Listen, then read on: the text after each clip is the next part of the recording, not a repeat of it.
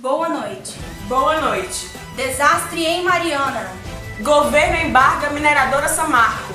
Crise econômica assola o estado. Desemprego bate recorde. Um ano após a tragédia, o país ainda sofre as consequências. Está no ar o Jornal Justiça. No dia 5 de novembro de 2015, uma barragem cheia de rejeitos de minério se rompeu em Minas Gerais e cobriu de lama parte do distrito da cidade de Mariana. Os rejeitos atingiram desde nascentes e rios até o litoral de Regência, deixando rastro de destruição por onde passou.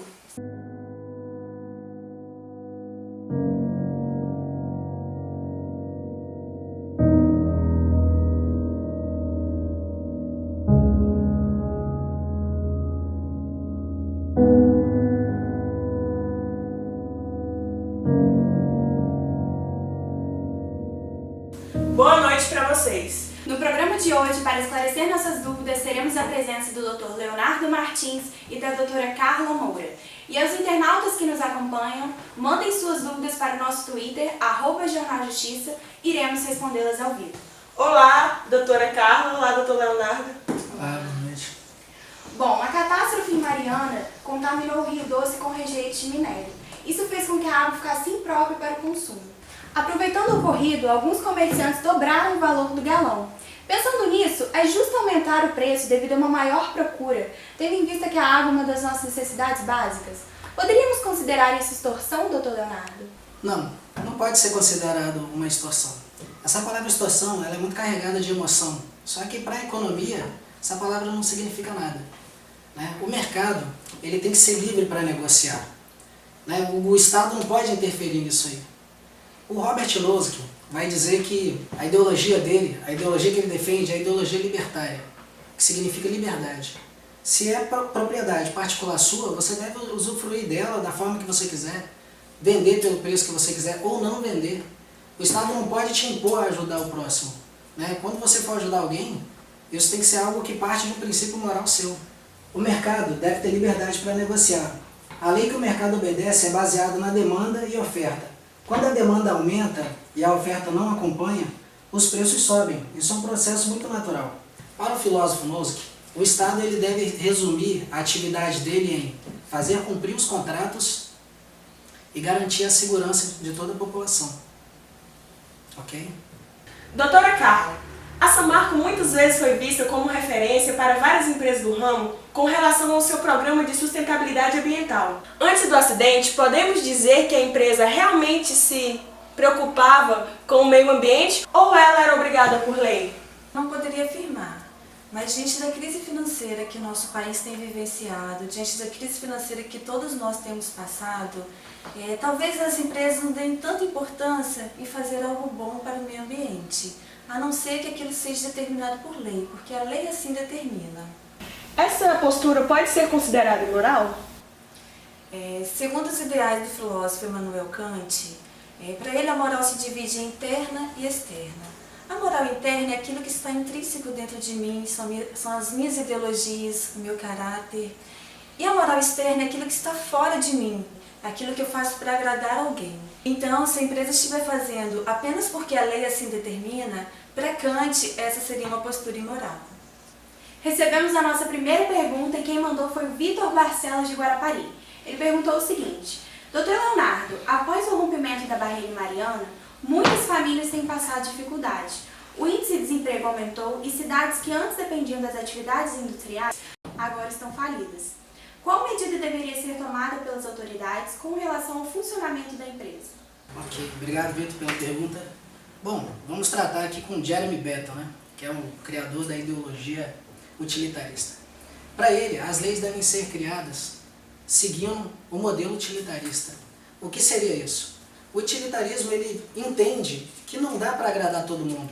Então nós vamos criar leis que agradem o máximo de pessoas possíveis. Partindo dessa ideia utilitarista, e você citou bem o desastre, o prejuízo, tudo isso que está acontecendo, se nós hoje fizéssemos uma pesquisa com essa mesma sociedade que está sofrendo, o que seria melhor, reabrir ou manter fechada? Com certeza elas iriam pedir para reabrir. Mas você poderia me questionar, mas Leonardo, e as pessoas que viviam da pesca e agora já não pode viver mais, né? Os índios e essas pessoas que foram prejudicadas. Bom, o Bentham, ele não se importa com a minoria. Só que melhorando a ideia dele, o Stuart Mill, ele vai dizer o seguinte: não há problema nenhum em uma empresa lucrar, um cidadão se dar bem na vida. Não temos problema com relação a isso. O que não pode acontecer é passarmos por cima de alguém, prejudicar alguém. Então, para o Stuart Mill, a empresa ela tem que voltar a funcionar, só que ela tem que reparar todo esse dano que foi causado à sociedade. A nossa próxima pergunta foi enviada por Bia Miranda, de Janaúba, Minas Gerais. Doutora Carla, os crimes cometidos pela Samarco causaram o maior dano ambiental já registrado no país. Sendo assim, a doutora concorda que a empresa continue fechada ou que após sofrer sanções pelo ilícito cometido, ela volte às suas atividades normais? Aristóteles diz que nós devemos dar a cada um o que é seu. Se a empresa cumpriu ou está cumprindo o que lhe foi determinado, qual o motivo para mantê-la fechada?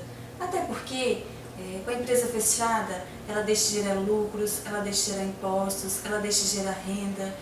Quantas pessoas ficaram desempregadas? Quantas famílias hoje não têm o que fazer porque dependiam financeiramente dela? Então, gera um desgaste muito grande para a economia local. E o Estado também deixa de lucrar muito com ela fechada. Quem participa conosco agora é Gabi Cavalcante, de Parauapebas, Pará.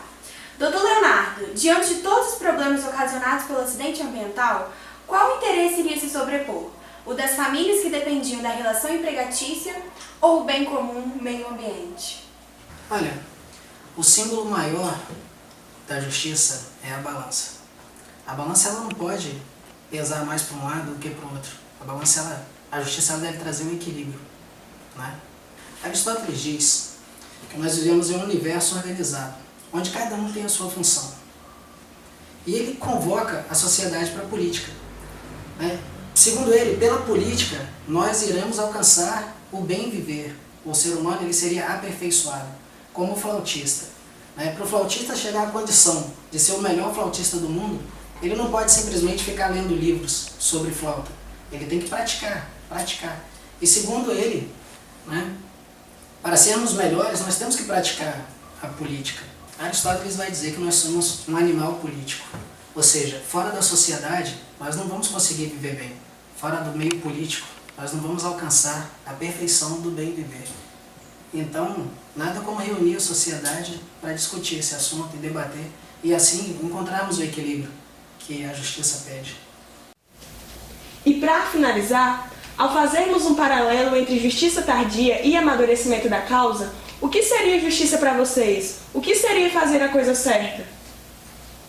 O processo ele envolve o juiz e as partes. O que tem que ser feito para o processo andar mais rápido? O juiz cumprir os prazos pré-determinados e as partes agindo de boa fé, evitando aquelas manobras processuais. O processo por si só já é demorado. Ele precisa de um tempo de maturação, um tempo de amadurecimento da causa, que por si só já é demorada. Então, assim, para a gente ter uma agilidade no processo, penso que ambos devem caminhar juntos. Pierre Bourdieu, ele vai dizer o seguinte: o poder, ele não pode estar contido em uma pessoa, ele tem que estar contido em uma instituição. Nós sabemos que a Samarco, ela é uma instituição privada, mas é uma instituição. E dentro dela, existem várias pessoas com responsabilidades e autoridade para gerenciar aquilo ali. E todos eles recebem um salário bacana por isso e têm noção do que é o trabalho deles. A justiça, ela não precisa interromper o funcionamento da Samarco para ela dar continuidade, Julga-se cada responsável por cada área de uma forma isolada. Assim dá para a gente continuar trabalhando e buscando retomar a vida natural que havíamos perdido com essa catástrofe. Muito obrigada, doutores. Foi uma honra tê-los recebido em nosso programa. Esperamos que as dúvidas dos nossos internautas e telespectadores tenham sido esclarecidas. Boa noite e até amanhã com mais notícias do Brasil e do mundo. Boa noite.